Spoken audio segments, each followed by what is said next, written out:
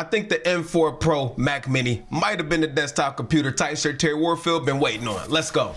What's up, y'all? It's Tight Shirt Terry Warfield. I'm back for another video. Hope you're having a fantastic day so far. Remember to be thankful for your freaking life today because you did not have to have that. As I said in the intro, today we're not talking about cameras, photography, filmmaking, drones, none of that. We are talking about the M4 Pro Mac Mini. And by the way, y'all are going to start seeing a whole lot more of my interest on this channel outside of cameras. I'm just letting you know. Also, I did not script this video. It's all off the top of the head. So, why did I go pick up the new M4 Pro Mac Mini? Well, for starters, the current computer I have is an M1 Max Macbook Pro 14-inch. And this thing is a complete freaking workhorse. I've had it for probably like, I don't know, 2 years now. I remember when this machine first came out, it was, I think, in excess of like $5,000.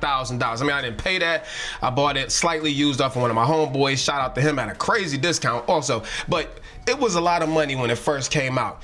And I've always wanted a desktop solution. The problem is for me to get a M1 Max level Mac Mini, you know, it's gonna cost a freaking arm and a leg. And honestly, I just don't wanna pay a whole lot of money at this time of my life. I ain't balling. I ain't got another $5,000 to spend on a freaking computer. So when they announced the M4 Pro Mac Mini and all of the specs at a base of $599, I was like, freaking wow. Okay, the M4 can rival the M1 Max in a lot of different ways and beat it in some different ways at a much lower cost. The reason I didn't go with the M4 Mini base model one for $599 is because it's just not enough computer for me. I am what you might call a I would say a heavy user. I edit a ton of videos, 4K, 6K, 8K, 10-bit videos, tons of layers. You know, I do a lot of photo editing and all that stuff, so that's just not enough for me. So I actually went with the M4 Pro, the one for $1399. And so far, this thing is performing. I'm gonna get into that in 1 second. But let's talk about some of my initial impressions first, okay? Started with the size. This thing is so freaking tiny. It's literally,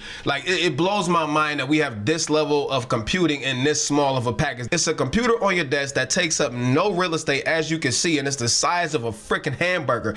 So that's the first reason that really made me interested in the M4 Mac Mini. The second reason is because I kind of hinted at this already, the performance of it, which I'm going to cover some in a minute, but also 3 Thunderbolt 5 ports. I don't have any Thunderbolt 5 peripherals, but you know, if I could get Thunderbolt 5 and future-proof myself, why not? 2 more Thunderbolt 4 ports on the front of it and HDMI 2.1, I believe. Either way, I'm using USB-C to plug directly into this 4K 240 hertz OLED monitor. This thing is freaking sweet. I gotta do a video on this, but I want to talk about the other debacle that everybody's freaking talking about, and one of them is actually important to me, right? The first one is the freaking power button being on the bottom of the M4 Mac Mini. Like, oh my god, y'all, who cares?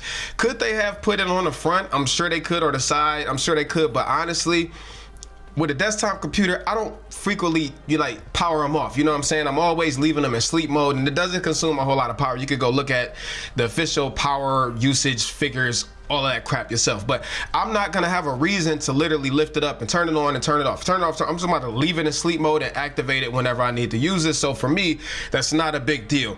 What is a big deal is the lack of an SD card on the front of the machine. Now, I know why Apple did this, okay, because they don't want to give you an SD card in this, because then you wouldn't buy the M4 Pro Studio or the M4 Max Studio or the M4, Ultra Studio that we know are all coming because they skipped the M3 versions. If they would have give us a SD card on this, you wouldn't have a reason to buy the M4 Studio version, would you? But at the end of the day, those are really my only 2 qualms about it. Now, I would say that my M1 Max MacBook Pro has served me super well. This thing very rarely gets in my way. I mean, of course, you get the occasional beach ball, and sometimes you have to reset it, but I don't really attribute that to the M1 Max chip itself. I think that's really OS stuff, but it hasn't really left me wanting more from a computing standpoint. And again, I'm using 4K files, 6K files, 8K files out of various cameras, really heavy files, and editing tons of photos at a time. So when it came to me thinking about, do I want to get this M4 Pro,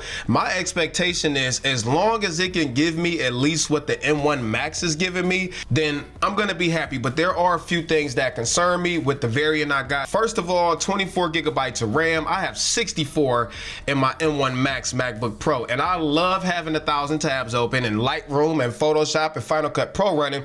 And I very, very rarely get into swap memory with my M1 Max configuration. Now, so far, I don't have any swap used, which is a good thing, but I know if I were to load up a bunch of photos in like Lightroom or Photoshop that I would probably get into swap pretty quick. So that's my first concern. My second concern is the amount of storage that I got, which is 512 gigabytes. I already couldn't transfer everything that I needed. What I do like, however, is that you can connect through Thunderbolt 4, Thunderbolt 5, these super fast drives, which a lot of them are just as fast as the internal drives on the Mac itself, and some of them even faster. So also that's not a huge deal, but you know, I don't know, I might get more storage, but again, I don't want to spend a whole lot of money. All right, now the next thing is I do have a complete project loaded up in Final Cut Pro. It is not render. I do not edit in Final Cut Pro with background rendering on. Some of y'all gonna be like, oh, why are you using optimized Final Cut Pro? Because why wouldn't I? That's what I prefer to use. I don't want to use Premiere. I use DaVinci from time to time, but primarily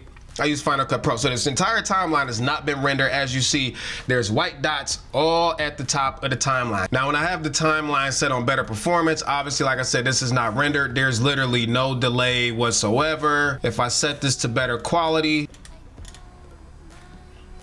yo, it's ripping right through it. Now let's do a timeline scrub just like we did on the M4 Pro. Already, I'm seeing that the M4 Pro definitely was smoother throughout this intro, for sure. This is also in better quality on an unrendered timeline. Let's switch it over to better performance. I'm sure that'll make a huge difference.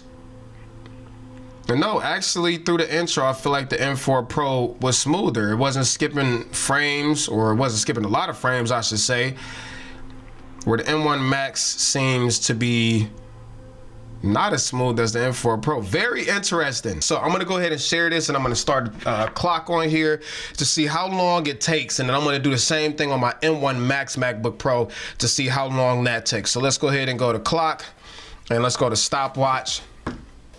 I'm gonna go 4K, and I'm gonna go Apple devices, multipass, 3840 by 1920, and we'll go ahead and hit start. Okay, so let's get it.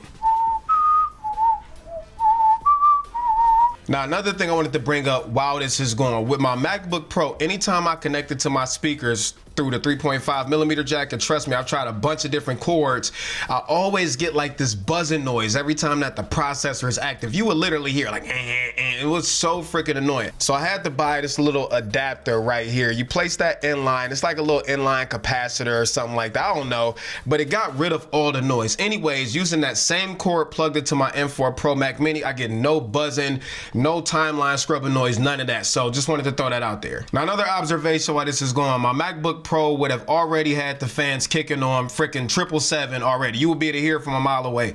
I do not hear this M4 Pro Mac Mini at all. And also, we have just passed the 10-minute mark. So typically, I don't think my projects last this long. I don't know if this is a fluke or what's going on with this export, but it's almost done. All right, completed in 11 minutes and 35 seconds. That took actually quite a bit longer than I expected. Now let's run the same test on the M1 Max MacBook Pro, exporting the project off of SSD. All right, let's go ahead and plug this up to my MacBook Pro. All right, so I got the same project open off the SSD and my MacBook Pro. Whole timeline is unrendered.